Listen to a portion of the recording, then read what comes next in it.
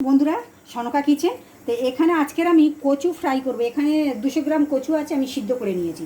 আর এখানে আছে হলুদ গুঁড়ো, গোলমরিচের গুঁড়ো, ধনের গুঁড়ো, জিরের গুঁড়ো, লঙ্কার গুঁড়ো, চাট মশলা, জোয়ান আর বিট নুন আর কস্তুরি মেথি।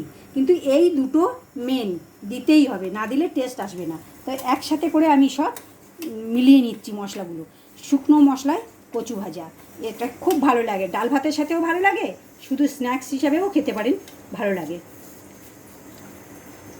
তো আমি কচুটা দিয়ে দিলাম এখানে, দিয়ে গ্লাসের সাহায্যে আমি কচুটা চ্যাপটা করে দেব।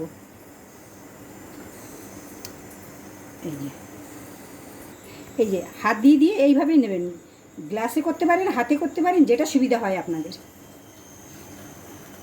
এরকম করে ভালো করে মশলায় লাগিয়ে এটা করে খেয়ে দেখবেন, খুব ভালো টেস্ট হয়।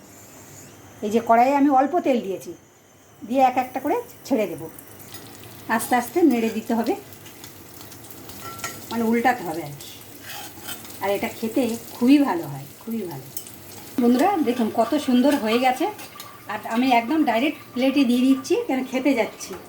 এই দেখুন কত সুন্দর। তো বন্ধুরা দেখুন কত সুন্দর হয়েছে।